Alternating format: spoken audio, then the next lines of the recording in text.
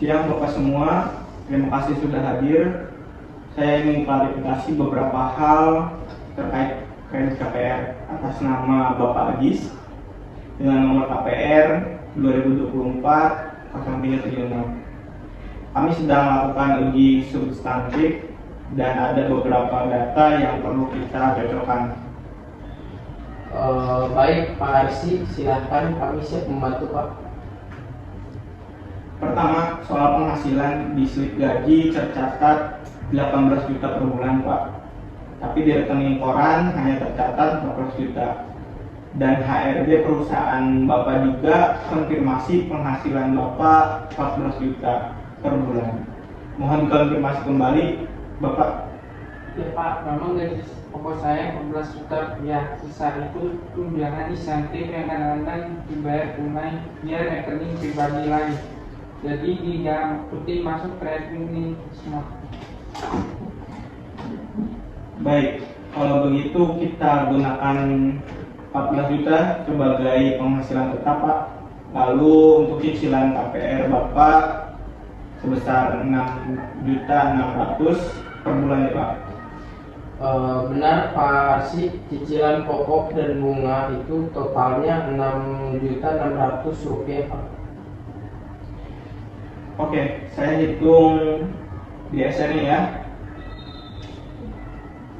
Cicilan per bulannya 6.600.000, kemudian dibagi dengan penghasilan tetap 14 juta dan dikalikan 100%, 47%. Ini sesuai ketentuan di maksimal di DSR kami adalah 40%. Ini melebihi batas. Iya Pak, kami akui itu terlewat karena saat awal proses itu memakai asumsi 18 juta Pak. Kemudian soal anggunan, appraisal internal kami 1,1 miliar, tapi appraisal independen 950 juta. Selisih 150 juta atau sekitar 15%. Ini cukup signifikan. Kondisi fisik properti sudah dicek? Sudah Pak, properti sangat baik, tapi memang harga pasar di area itu cenderung stagnan, jadi appraisal independen lebih konservatif Pak. Baik, nilai anggunan perlu disesuaikan ke 950 juta dan kami rekomendasikan penyisihan risiko tambahan. Lalu satu lagi soal legalitas, sertifikat masih atas nama developer dan APHT belum terbit. Ini kenapa ini belum diproses? Karena saat pencairan dilakukan sehari sebelum akad, jadi APHT belum bisa diproses waktu itu Pak. Itu melanggar prosedur ya. Pencairan seharusnya setelah akad dan dokumen lengkap. Ini saya catat sebagai temuan ya. Mohon maaf, saya baru tahu soal itu. Saya pikir semuanya sudah aman. Tidak apa-apa Pak. Kami hanya pastikan prosedur ini berjalan sesuai. Kesimpulan sementara, penghasilan tetap 14 juta dengan DSR 47% ini tidak memenuhi Pak. Nilai anggunan efektif juga 950 juta dengan plafon 1 miliar. Ini over financing. APHT juga belum terbit, pencairan juga melanggar prosedur. Saya rekomendasikan DSR segera direvisi, plafon kredit ditinjau ulang, anggunan disesuaikan nilainya. APHT juga segera diproses Pak, dan prosedur pencairan juga diperbaiki. Baik Pak Arsi, kami akan follow up semua rekomendasi itu ke divisi kredit Pak. Terima kasih informasinya Pak. Oke, terima kasih semua. Nanti hasil lengkapnya saya sampaikan via laporan audit. Oke, terima kasih.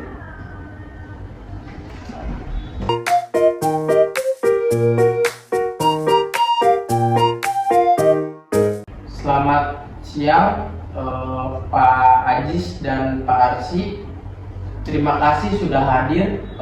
Saya ingin klarifikasi beberapa hal terkait kredit KPR atas nama Bapak Arsy.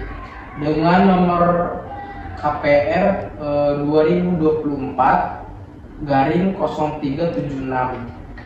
Kami sedang melakukan uji substantif dan ada beberapa data yang perlu kita cocokkan. Baik, Pak, silakan kami siap bantu. Baik, pertama soal penghasilan di slip gaji tercatat 18 juta per bulan, tapi di rekening koran hanya mencatat 14 juta. Dan HRD perusahaan Bapak Arsy mengkonfirmasi penghasilan itu hanya 14 juta per bulan. Mohon konfirmasi Pak Arsy.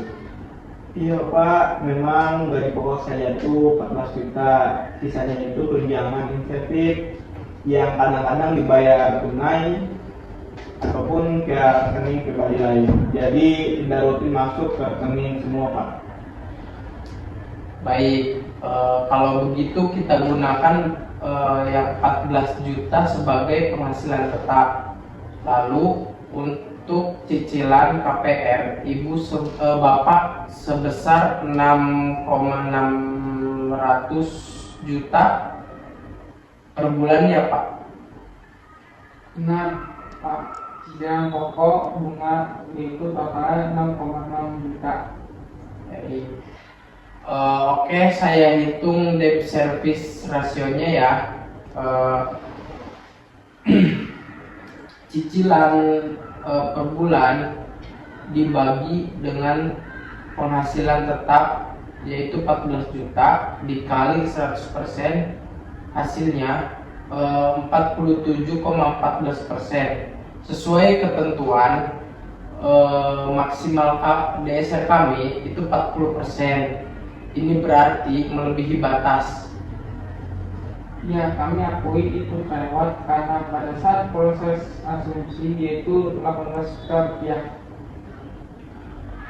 Kemudian soal agunan appraisal internal kami itu 1,1 miliar, tapi appraisal independen 950 juta, selisih 150 juta atau sekitar 15%.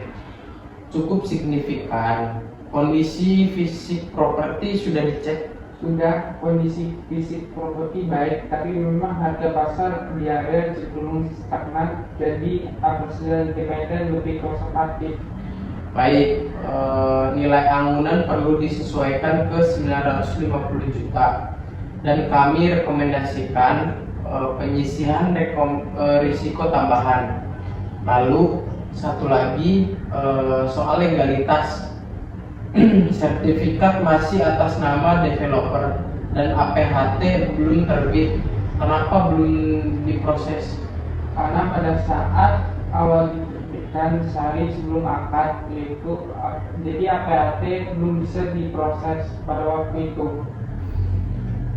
Oh, itu pelanggaran prosedur. Pencairan seharusnya setelah akad dan dokumen lengkap. Saya catat ini sebagai temuan ya. Mohon maaf, saya juga baru tahu soal itu. Saya pikir semuanya sudah aman. Tidak apa-apa Pak, kami hanya pastikan prosedur dijalankan agar risiko kredit bank minimal. Baik, kesimpulan sementara. Yang pertama, penghasilan tetap yaitu 14 juta, DSR 47% itu tidak memenuhi.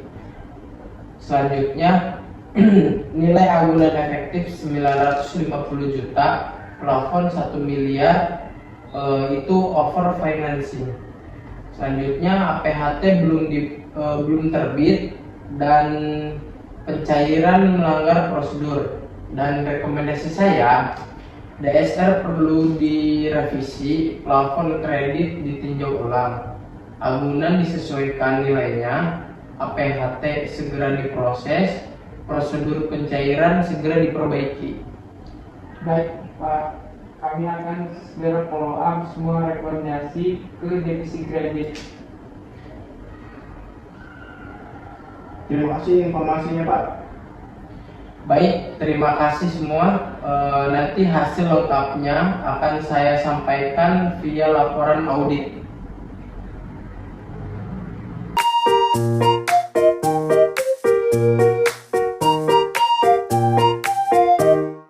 Selamat sore, Pak Arsi dan Pak Rafi. Terima kasih telah hadir.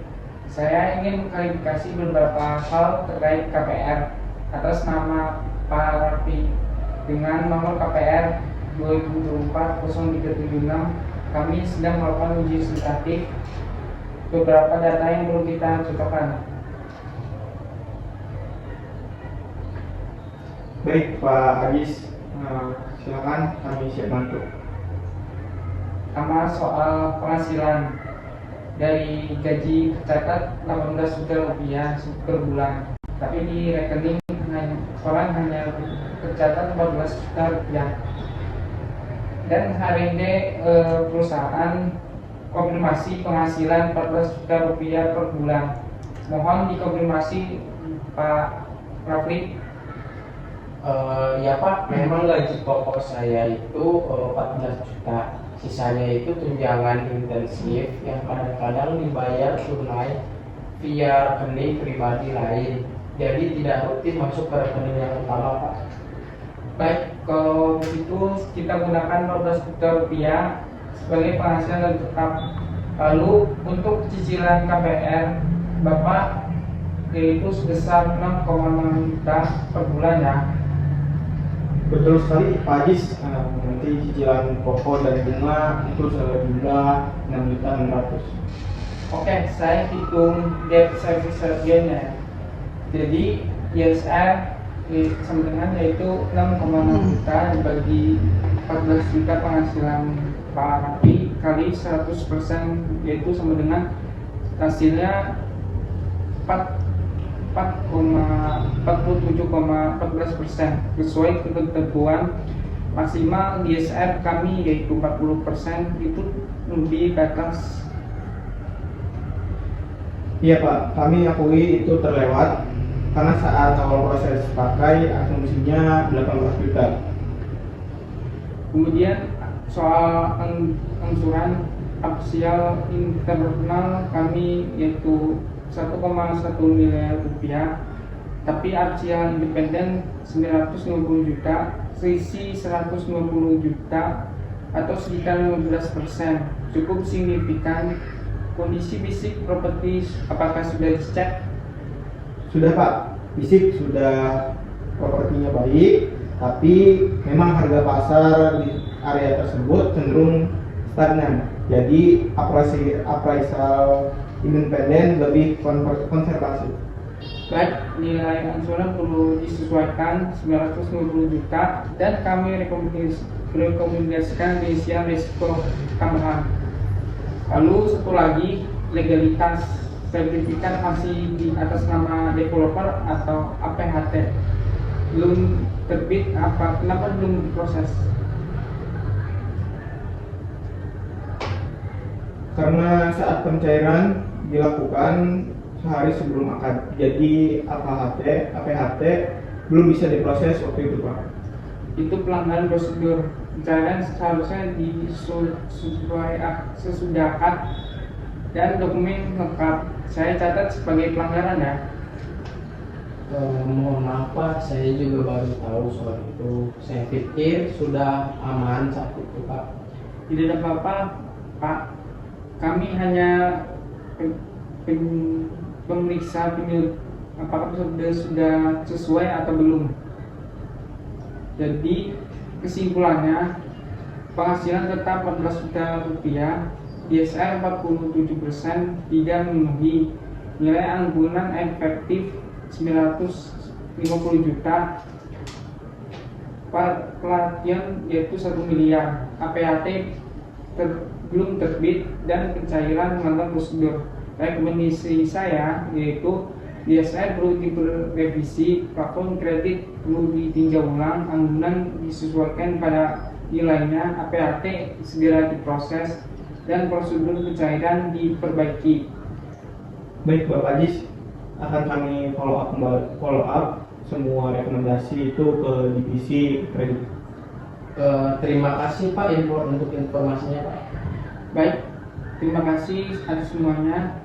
Namun nanti hasil kami akan disampaikan via laporan audit.